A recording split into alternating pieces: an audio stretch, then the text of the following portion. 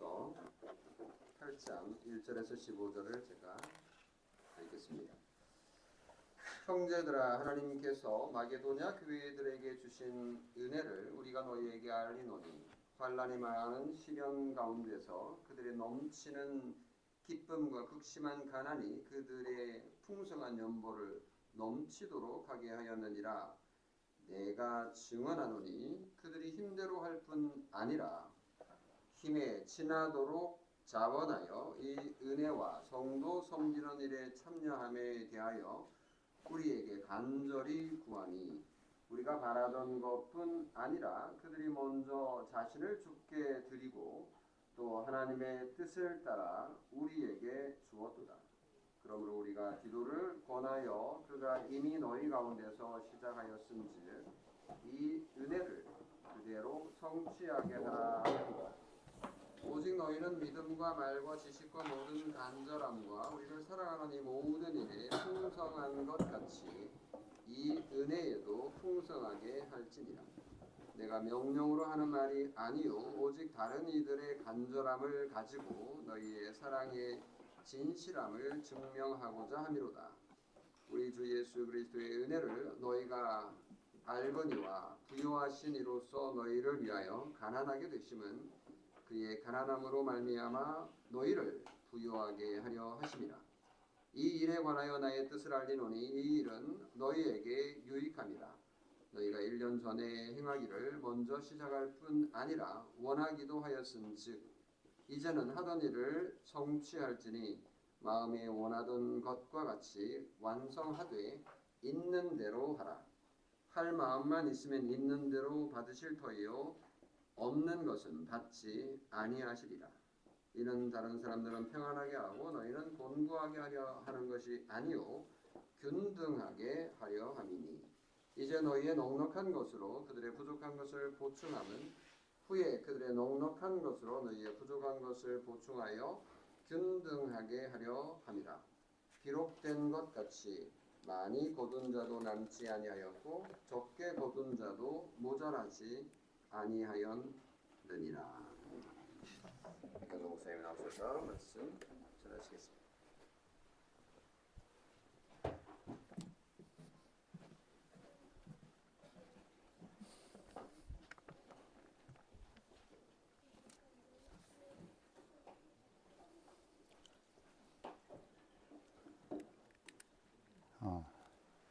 사랑하는 바우리 교회 교우 여러분, 화면이 올라갔나요? 네. 한 해 거의 마무리 되어 갑니다. 그렇죠? 그리고 감사하게도 기회가 닿는 대로 주의 말씀을 여러분들과 살펴봐 올 수 있었습니다.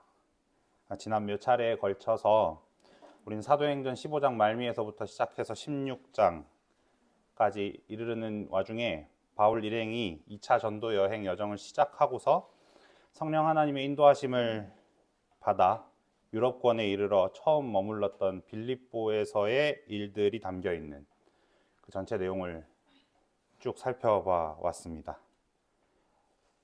그리고 그 시간들을 통해서 우리는 예수 그리스도께서 교회에 주신 제자 삼으라는 그 사명을 성도 안에 거하시는 성령 하나님께서 어떻게 이뤄가도록 하시는지를 확연하게 만날 수 있었습니다. 이제 오늘 본문을 통해서 거기서 한 걸음 더 나아가서 있는 그 내용을 통해 저와 여러분들을 자기의 뜻으로 교훈하시고 격려하시며 또 우리 인생길을 선히 인도하시는 거룩하신 하나님을 함께 배울 수 있기를 원합니다.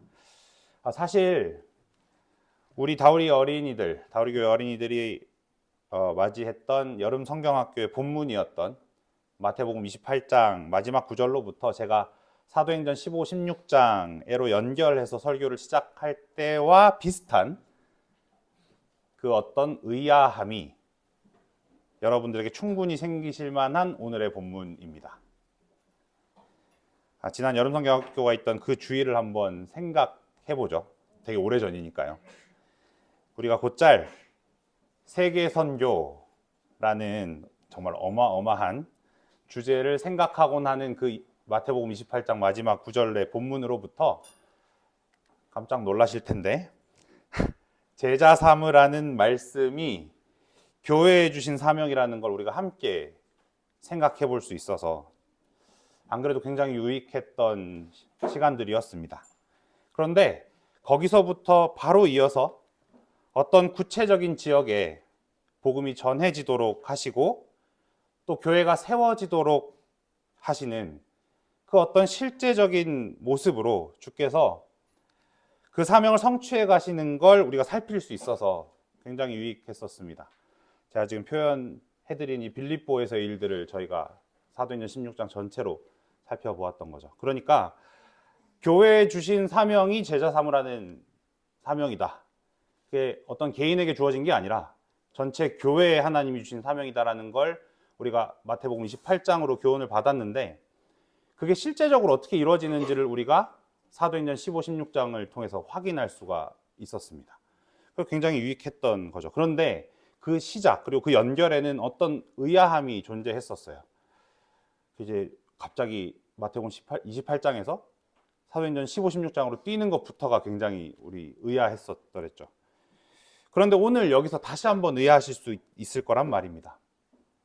아무래도 연결이 잘 안 된다 싶으실 수 있는 거죠. 왜 제가 이렇게 지레짐작으로 여러분들이 의아하실 수도 있을 거라고 계속 이렇게 여러분 의아하시죠? 의아하시죠? 왜 이렇게 계속 얘기하는 걸까요? 왜냐하면 오늘 본문을 통해서 주께서는 교회가 세워져 가도록 하시는 모습의 대표적인 예로 연보라는 주제를 다루신다는 걸 전 여러분과 함께 교훈받고자 하기 때문입니다. 오늘 2절에 나왔죠. 연보요. 이게 되게 의아할 지점이란 말입니다.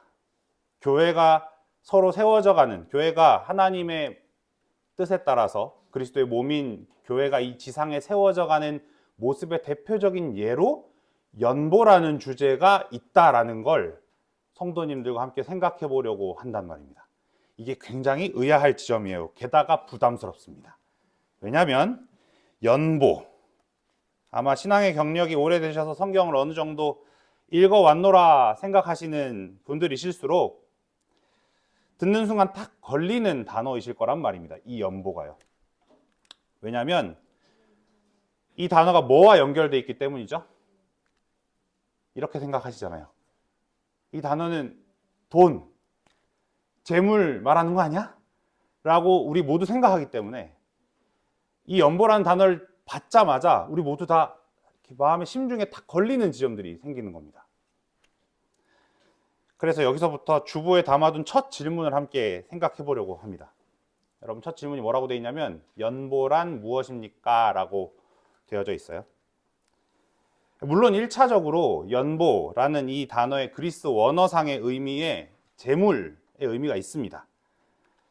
그리고 이 연보라는 단어가 이렇게 되어 있거든요. 플루토스라고 읽어요. 토플루토스.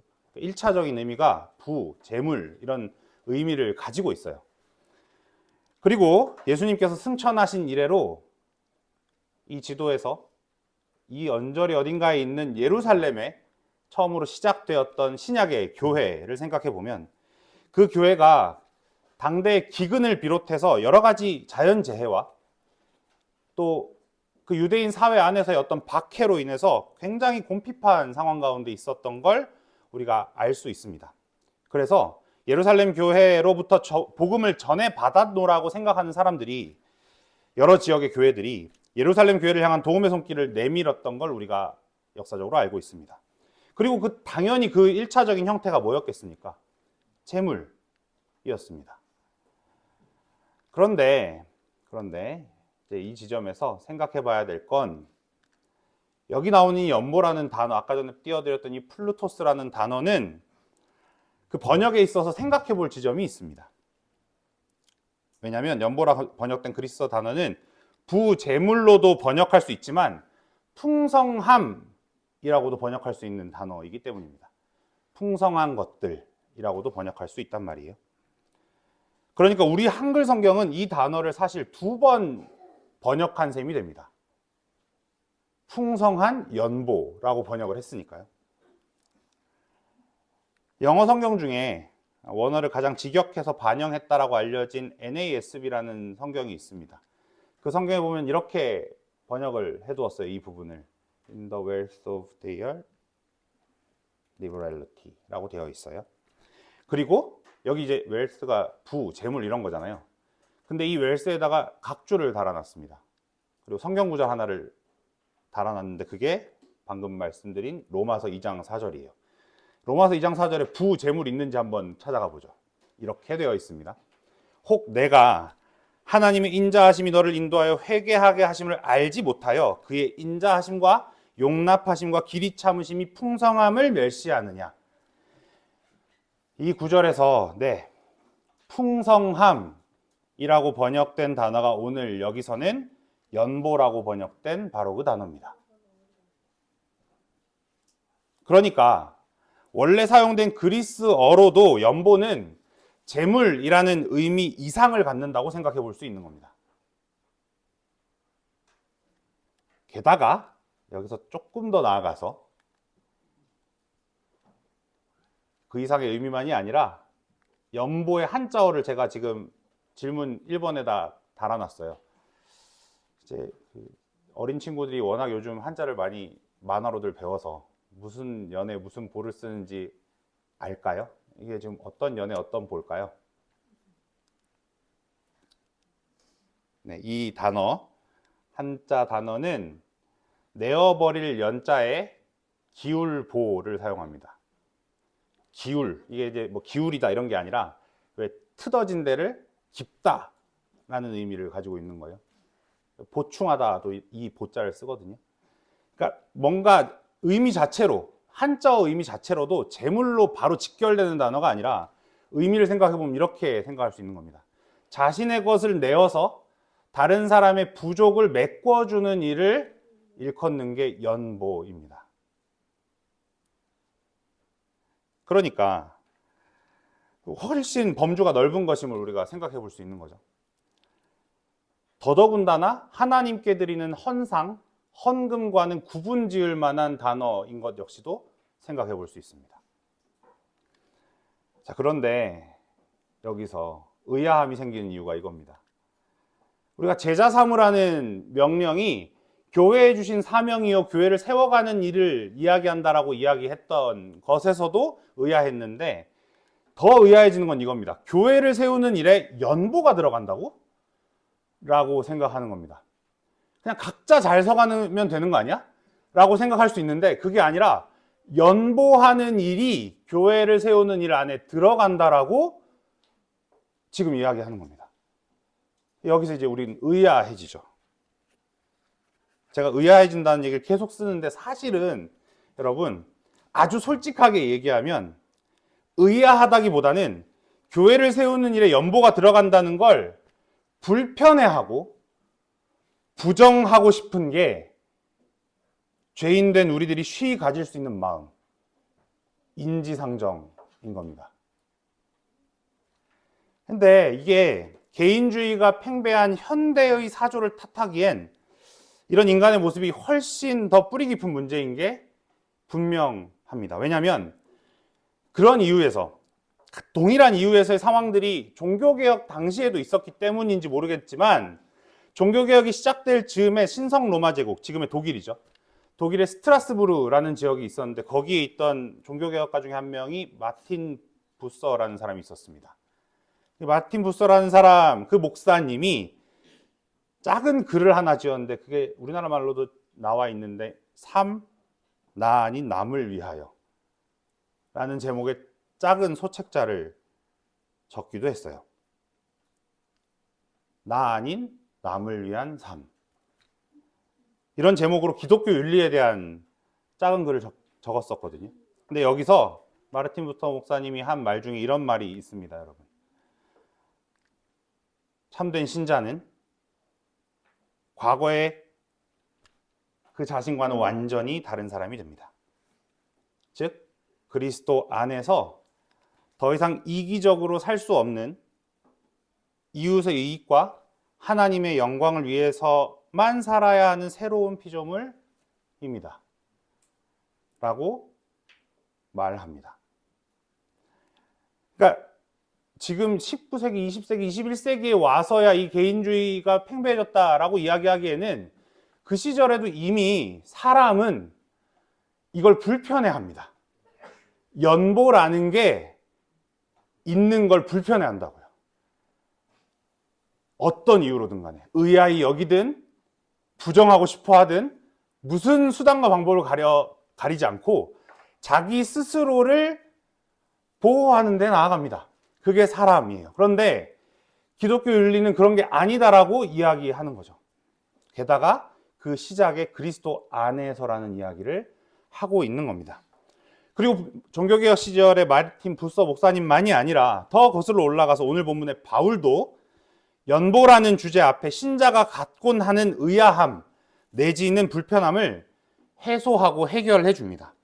여러분 본문 1절 첫 구절을 한번 읽어보시죠. 형제들아, 시작. 형제들아, 하나님께서 마게도냐 교회들에게 주신 은혜를 우리에게 알리노니 라고 되어 있습니다. 여러분 여기 나오는 마게도냐 교회들 어디일까요? 마게도냐 교회들 어디입니까? 띄워드린 지도 보시면 소아시아에서 유럽으로 건너왔던 바울 일행이 처음으로 들어갔던 첫 도시 빌립보, 그리고 거기서부터 길을 떠나서 이르렀던 데살로니가와 베레아라는 도시가 있던 지역 전체를 가리키는 말이 마게도냐입니다. 여기가 마게도냐예요. 우리가 앞서 살펴봐왔던 사도행전 16장을 지나서 17장 1절에서 14절까지 이르르면 빌립보를 제외한 데살로니가와 베레아 지역에서 성령 하나님께서 바울 일행으로 하여금 감당하게 하신 일까지도 살펴볼 수 있습니다.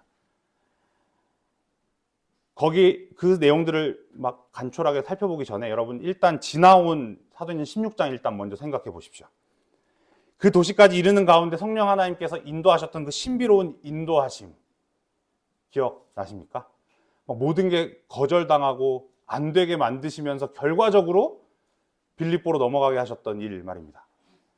그리고 거기 가서 만났던, 강가에서 만났던 여인들과 루디아, 그리고 점치는 귀신, 그 귀신 이름이 뭐였죠? 파이썬이요. 네. 그 점치는 귀신 들린 여인에게서 귀신을 내어 쫓는 일, 그리고 만났던 그 여인, 그리고 그렇게 귀신 내어 쫓아주고서 그 덕에 매맞고서 들어가게 된 감옥에서 하나님을 찬양할 때 그걸 듣고 있었던 죄수들, 그리고 갑자기 일어난 지진을 지나서 예수 그리스도를 믿게 된 간수와 그의 가족들. 여러분 그들 앞에 바울 일행이 내어놓았던 건 그때 복음이었습니다. 그리고 16장 마지막 구절에 가보면 이렇게 되어 있습니다. 두 사람이 옥에서 나와 루디아의 집에 들어가서 형제들을 만나보고 위로하고 가니라 라고 말이죠. 빌립보 교회가 이렇듯 복음으로 세워졌고 바울 일행이 떠나면서도 복음 안에서 위로했다면 거기서 떠나서 이르렀던 데살로니가나 베레아, 나머지 마게도냐 지역의 교회들은 어떠한 모습이었을까요? 각각의 내용을 심도 있게 살펴볼 필요가 물론 있을 테지만 오늘 그 내용들의 핵심을 살펴보면 이렇습니다. 먼저 데살로니가 교회와 관련해서는 사도행전 17장 2절, 3절에 이렇게 기록되어 있는 걸 우리가 만납니다. 바울이 자기의 관례대로 그들에게로 들어가서 데살로니가에 있던 회당에로 들어가서 새 안식일에 성경을 가지고 강론하며 뜻을 풀어 그리스도가 해를 받고 죽은 자 가운데서 다시 살아나야 할 것을 증언하고 이르되 내가 너희에게 전하는 이 예수가 곧 그리스도라 하니. 잘 보시면 바울이 데살로니가에 가서 전한 건 저 유대 땅에 근래 있었던 일의 주인공이신 나사렛 예수라는 분이 바로 하나님께서 자기의 계시 가운데 예고하고 계시던 메시아 그리스도시다라는 내용이었던 걸 우리가 알 수 있습니다. 3주 동안 사경회하면서 집중적으로 가르쳤던 게 그 내용이었던 걸 우리가 만나는 거예요. 그런데 여기서 잠깐 이 내용에 머물러 보겠습니다. 그러니까 우리는 거의 매번 합쳐서 생각하는 단어가 있어요, 여러분. 이 성탄절쯤 돼도 합쳐서 도저히 떼어놓지 않고 같이 이야기하는 단어가 있습니다. 그게 뭐냐면 예수 그리스도예요.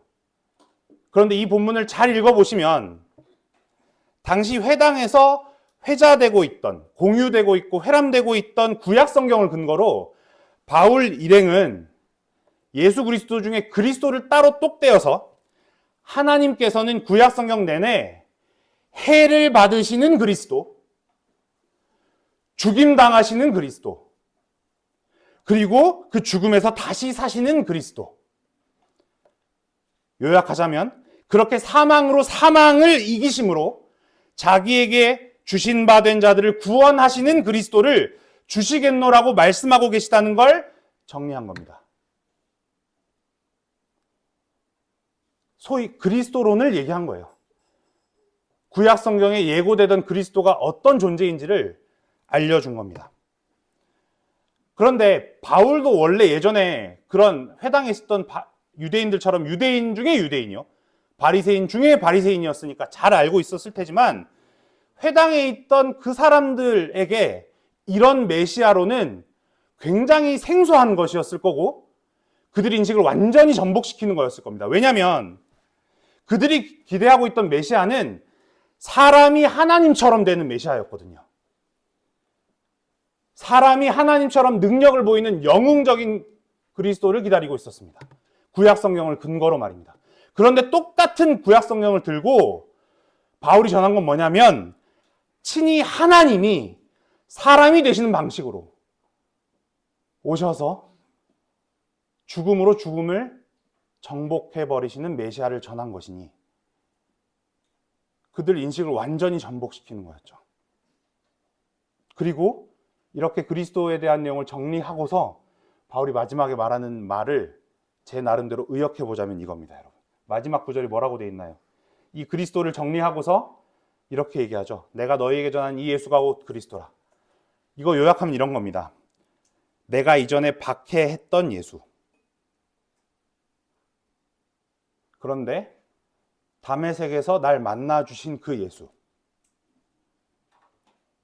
그 예수가 바로 여러분들과 내가 같이 읽고 있는 이 구약 내내 하나님께서 예언해 오시던 메시아 그리스도이십니다 라고 말한 겁니다. 이거 얘기한 게 다였다고요. 데살로니가라는 도시에서 바울이 한 게 이게 다였습니다. 다른 어떤 내용이 없었어요. 이게 다였어요. 그러고 보면 빌립보에서 조금 상세하게 살펴볼 수 있었던 것과 동일하게 데살로니가에서도 바울이 전한 건 뭐였죠? 복음이었습니다. 그리고 이어지는 베레아 교회와 관련해서는 사도행전 17장 11절에 이렇게 되어 있습니다. 여러분 잘 알고 계시는 대로 베레아라는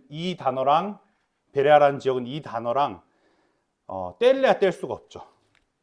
베레아에 있는 사람들은 데살로니가에 있는 사람들보다 더 너그러워서 간절한 마음으로 말씀을 받고 이것이 과연 그런가 하여 날마다 성경을 상고함으로 지리적으로 사람들의 왕래 그리고 소위 물류가 오가던 그 큰 길에서 조금 벗어난 도시가 베레아였습니다. 근데 그 한산한 도시였던 베레아 사람들을 뭐라고 표현하냐면 더 너그러웠다라고 이야기하는데 옛날 개역 한글 성경에 가보면 이 표현이 뭐라고 번역되어 있냐면 더 신사적이어서 라고 되어 있어요. 되게 아이러니하죠. 여러분들과 제가 생각할 때 신사는 어디에 있어야 됩니까? 도시에 있어야죠. 영국이요. 맞아요. 영국에 있어야죠. 그런데 좀 빗겨난 어디에 있는 한적한 도시에 있는 사람들을 성경이 뭐라고 정리해 주냐면 그들이 더 신사적이어서 뭐 했대요? 바울이 전해준 복음이 과연 그런가 하여 상고했답니다. 연구했대요. 그런 모습들, 그러니까 이렇게 마게도냐 교회들에 있었던 모습들을 살펴보면서 제가 이런 생각이 들더라고요, 여러분. 목사인 저부터 스스로에게 질문하게 되었습니다. 과연 난 마게도냐의 교회를 세워가실 때 바울 일행으로 하여금 회당의 강단에서 하게 하셨던 것처럼 복음에 집중하는 강단 사역자인 건가? 하고 말입니다. 조금 더 원색적으로 말해보겠습니다. 사랑하는 다우리교회 교우 여러분, 과연 저와 여러분은 복음, 이 예수가 곧 그리스도라. 완벽하게 우리 밖에서 우리와 상관없이 하나님께서 홀로 우리를 위하여 이루신 이 구원의 일에 집중하고 있는가 말입니다. 혹시 우리는 그 일은 이제 빛바랜 일이기도 하고 다 아는 일이니까 치우고 다른 복음, 당시 유대인들도 기다리고 있었던 메시아, 사람이 하나님처럼 되는 일을 기대하고서 내가 그렇게 하나님처럼 되는 메시아이고 싶어서 그렇게 될 수 있다라고 우리를 유혹한 여러 이야기들에 혹하고 있지는 않은가 말입니다. 갈라디아서의 말씀을 우리 기억할 수 있기를 바랍니다. 다른 복음은 없나니. 그리고 우리에게 주신 교회와 강단에 이 복음만이 가득하게 해주셨음에 감사할 수 있는 저와 여러분들이길 바라요. 그런 가운데 바울은 오늘 연보의 일을 다루기 시작하면서 방금 살펴본 대로 사도행전에서 만날 수 있던 모습들처럼 그 복음의 토대 위에 세워진 마게도냐 교회들에서 하나님께서 주신 은혜가 있었다고 하면서 그 은혜의 내용을 고린도 교회에 알린다고 말합니다. 은혜의 내용을 말이죠. 그러니까 고린도 교회가 나오니까요. 지도를 다시 보시면 고린도 교회는 어디 있냐면 아까 얘기했던 그 마게도냐 교회 바로 밑에 있어요. 밑으로 내려가야 있어요. 근처에 유명한 아테네라는 도시가 있는 그 지역입니다. 그리고 이 두 도시가 위치한 지역을 마게도냐와 같은 지역 개념으로는 아가야라고 일컫습니다. 그럼 지금 바울이 아가야의 한 도시였던 고린도 교회에 알리는 좀 윗지방에 있는 마게도냐 교회에 하나님께서 주셨다는 그 은혜, 그게 뭘까요? 이어지는 2절 말씀에 그 은혜의 내용이 나옵니다. 한번 읽어보시죠. 환난의 시작. 환난의 많은 시련 가운데서 그들의 넘치는 기쁨과 극심한 가난이 그들의 풍성한 연보를 넘치도록 하게 하였느니라. 여러분, 하나님께서 마게도냐 교회들에게 주신 은혜가 무엇이었던지를 말하는 여기 2절을 보면 소위 연결이 안 되는 단어들이 연결이 되어져 있는 걸 보실 수가 있습니다. 가장 먼저 환난의 많은 시련. 그런데 그 가운데서 그들의 넘치는 기쁨. 그리고 극심한 가난. 그런데 그 가난이 가져온 결과가 그들의 풍성한 연보를 넘치도록 하게 함이었답니다. 이미 이상하다고 여겨지시죠? 뭔가 앞뒤가 연결이 안 된다 싶으시죠? 지역적으로 여러분 방금 얘기했던 마게도냐나 아가야는 이 당대, 사도행전 당대에는 로마의 안에 들어가 있는 지역이지만 원래 여기가 무슨 나라였어요? 그리스였어요. 그리스의 중심이었어요. 그러니까 그리스라는 로마 바로 전 지중해 패권을 잡고 있던 나라의 중심이 마게도냐와 아가야 지역이었기 때문에 안 그래도 이 지역은 로마 제국 안으로 들어가면서 나름대로의 착취를 당하는 지경이었습니다. 그런데 그런 지역에 있는 게다가 교회들이었으니 그들에게 주어진 환난, 시련, 극심한 가난은 어렴풋이나마 생각해 볼 수 있는 상황입니다. 헌데 그 와중에 있었다는 것들, 그리고 그런 상황이 가져왔다는 결과들이 아주 생경합니다.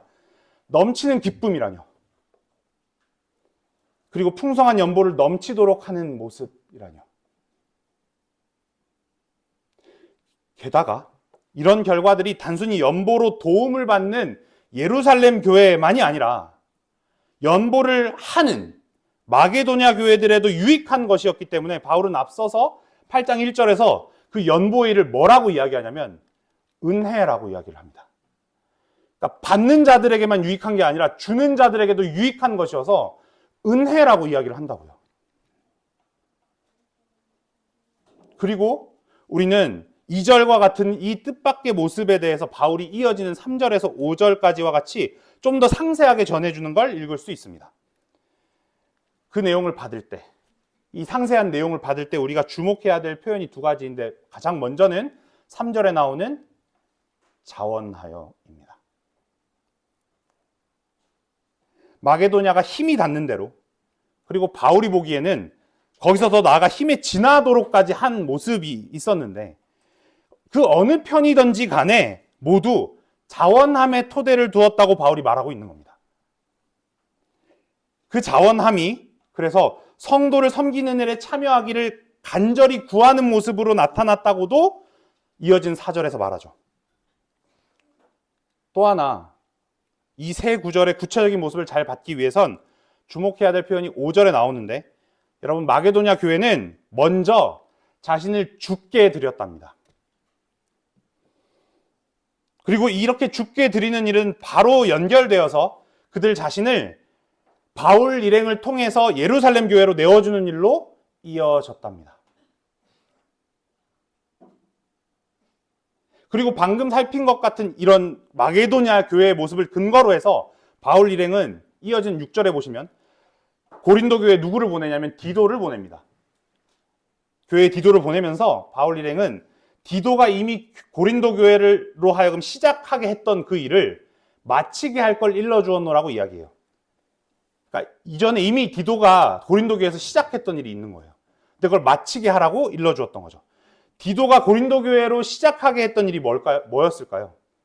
네, 예루살렘 교회를 향해서 연보하기를 준비하도록 한 일이었을 겁니다. 그런데 이어지는 7절의 말씀이 정말 눈여겨볼 만합니다, 여러분. 7절 말씀에 보시면 이 연보의 일이라는 걸 바울은 어떤 특별한 일이 아니라 성도의 자연스러운 자태 중에 하나라고 말합니다. 함께 7절 말씀 읽어보시죠. 오직 너희는, 시작. 오직 너희는 믿음과 말과 지식과 모든 간절함과 우리를 사랑하는 이 모든 일에 풍성한 것 같이 이 은혜에도 풍성하게 할지니라.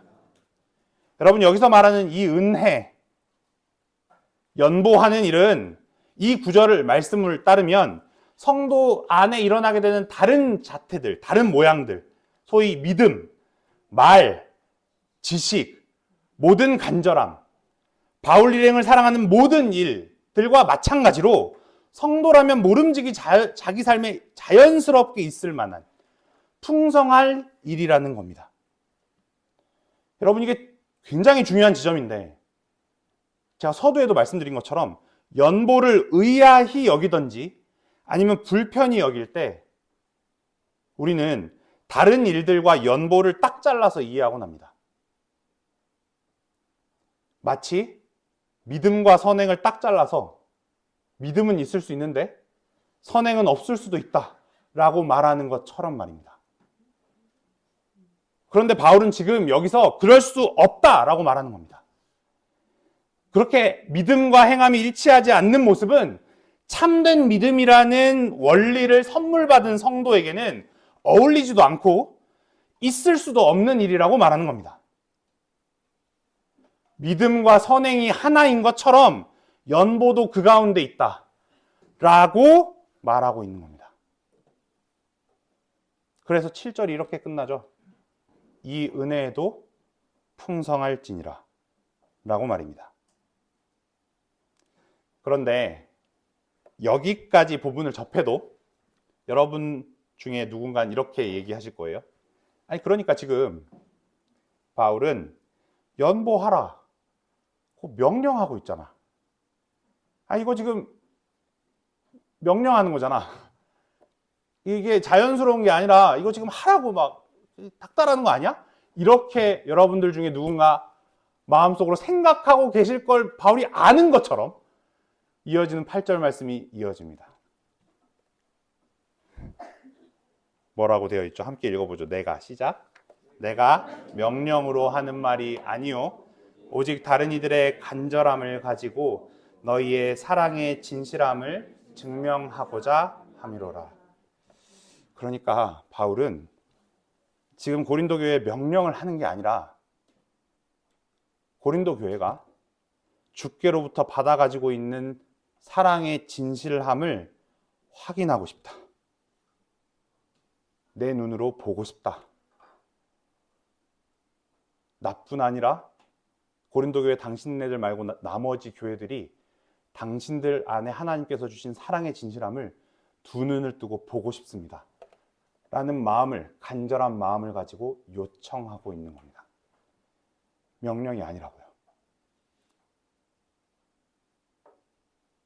그리고 이 즈음에서 문득 제가 1절 말씀을 이야기하면서 연보하는 일을 은혜라고 한 까닭이 단순히 연보의 도움을 받는 예루살렘 교회뿐만이 아니라 그 도움을 주려고 준비하는 고린도 교회나 이미 전한 마게도냐 교회에도 유익해서였다라고 말씀드렸던 걸 좀 생각해 보겠습니다. 받는 예루살렘 교회는 그렇다 손 치고 주는 고린도 교회, 마게도냐 교회는 대체 이 연보의 일이 어떤 유익이 있었던 걸까요? 바로 이어지는 본문 9절의 내용. 우리 주 예수 그리스도의 은혜를 상기하도록 해주는 게 이 연보의 일이 가져오는 유익이라고 성경이 말합니다. 함께 9절 말씀 읽어보실까요? 우리 주 예수 그리스도의 시작. 우리 주 예수 그리스도의 은혜를 너희가 알거니와 부요하신 이로써 너희를 위하여 가난하게 되심은 그의 가난함으로 말미암아 너희를 부요하게 하려 하심이라. 예수 그리스도께서 우리에게 선사해 주셨다는 이 은혜, 부요하신 이로써 가난하게 되시는 이 은혜를 예수님께서 직접 스스로 공생의 시절에 이미 말씀하신 적이 있습니다. 마가복음 10장 45절의 말씀인데요. 인자가 온 것은 섬김을 받으려 온 것이 아니라 도리어 섬기려 하고 자기 목숨을 많은 사람의 대속물로 주려 함이니라. 결국 그리스도인 사이의 연보라는 건 의무라기보다 예수 그리스도를 주로 모셨을진데 자연스럽게 나타나는 자태라고 하는 게 적절하겠습니다. 예수 그리스도와의 사이에서 내 죄를 넘겨드리고 그의 의를 전가받아 본 적이 있는 사람들이라면, 그걸 경험한 성도라면 너무도 자연스러운 게 연보라고 할 수 있단 말입니다. 이에 이어지는 10절에서 12절 말씀을 보시면 지금까지 얘기한 대로 연보라는 일이 성도들에게 자연스러운 자태라는 사실이 여실하게 드러납니다. 여러분 10절에서 12절 말씀 보시면 이 구절들에서 바울이 말하는 연보의 원리, 제가 주보의 두 번째 문제로 괄호 넣기로 넣어놓은 연보의 원리는 이렇습니다. 자원함에 근거하여 있는 대로 할 것입니다. 그래서 이제는 하던 일을 성취할지니 라고 말하면서도 바로 이어지는 12절과 같이 말합니다. 할 마음만 있으면 있는 대로 받으실 터이요. 뭐라고요? 없는 것은 받지 아니하시리라. 여러분 이게 아주 중요한데, 여러분 전 이 구절을 읽으면서 누가 생각났냐면 사도행전 초반에 등장하는 아나니아와 삽비라가 생각났습니다. 교우 여러분, 아나니아와 삽비라가 범한 죄는 헌금의 일부를 숨겼다, 거짓말했다 라기보다는 하나님을 악한 주인으로 여겼다입니다. 없는 것도 기어코 받고야 마실 분, 그런 분으로 하나님을 여겼다가 아나니아와 삽비라가 범한 죄입니다. 성경의 다른 부분이 생각나실 수도 있을 거예요. 예수님께서 베푸신 달란트 비유에 등장하던 한 달란트 받은 자가 내놓은 주인에 대한 인식 말이죠. 주인이여 당신은 굳은 사람이라 심지 않은 데서 거두고 해치지 않은 데서 모으는 줄 내가 알았으므로. 아나니아와 삽비라가 범한 죄가 이겁니다. 그리고 바울은 믿음을 선물 받은 우리에게 있는 하나님에 대한 바른 인식에 따르면 하나님께서는 이런 분이 아니시라고 말하고 있는 겁니다. 있는 대로 받으실 분, 없는 것은 받지 않으실 분, 그분이 선하신 하나님이다라고 이야기하고 있는 겁니다. 그리고 그 선하신 하나님 아버지 앞에 자원함으로 있는 대로 행하자고 말하고 있는 거예요. 그리고 이치가 이와 같이 자원함으로 있는 대로 하자이기에 연보라는 행동이 지향하는 방향을 이제 이어진 13, 14절과 같이 말할 수 있는 겁니다. 여러분이 이 구절 한번 같이 읽어보실까요? 이는 시작. 이는 다른 사람들은 평안하게 하고 너희는 곤고하게 하려는 것이 아니요 균등하게 하려 함이니 이제 너희의 넉넉한 것으로 그들의 부족한 것을 보충함은 그들의 넉넉한 것으로 너희의 부족한 것을 보충하여 균등하게 하려 함이라. 우린 이 구절을 읽으면 사회주의나 공산주의를 성경이 말하고 있다라고 여기를런지도 모릅니다.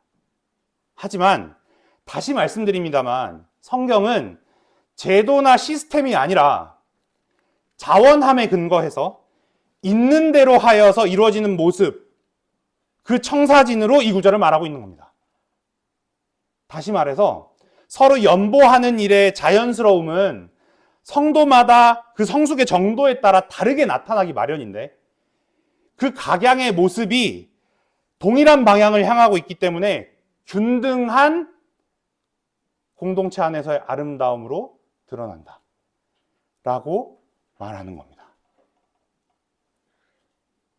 그래서 제가 지금 이렇게 말씀드리면 13, 14절이 되게 추상적으로 보이시잖아요. 아마 바울도 그렇게 생각했던 것 같아요.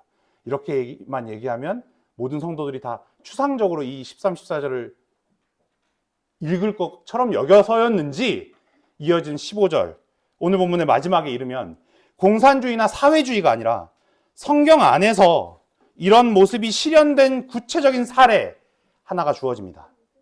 오늘 본문 마지막이에요. 기록된 것 같이 많이 거둔 자도 남지 아니하였고 적게 거둔 자도 모자라지 아니하였느니라. 이 구절이 우리를 어디로 데려갈까요?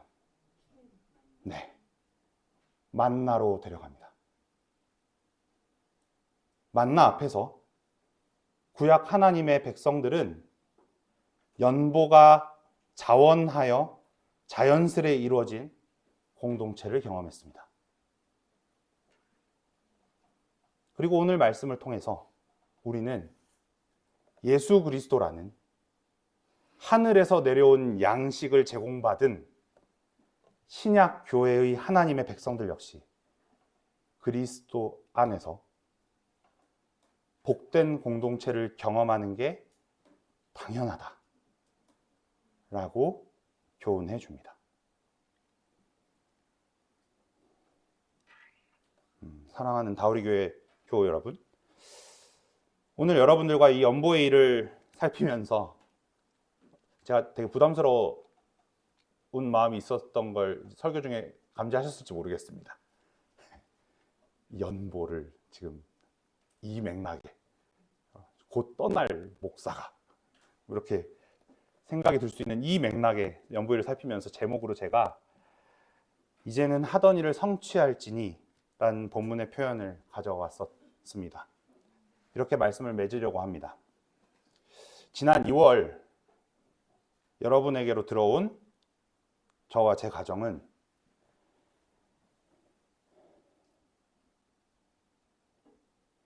여러분들로부터 참으로 연보를 받았습니다.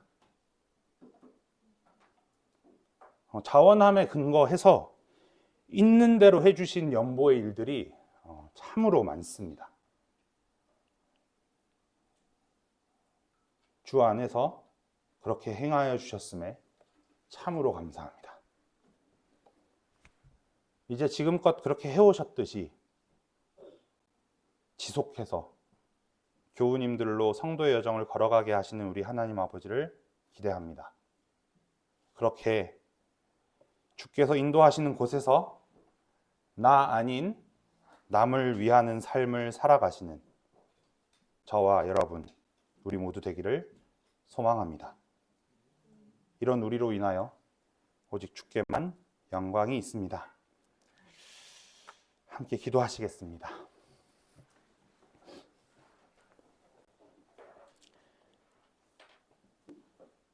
하늘과 땅 그 가운데 눈에 보이는 것과 보이지 않는 모든 걸 창조하시고 그 만물을 다스리셔서 자기가 영원전에 구원하시기로 정하신 자들을 기꺼이 자녀 삼아가기를 쉬지 않으시고 기뻐하시는 하늘에 계신 하나님 아버지 감사합니다.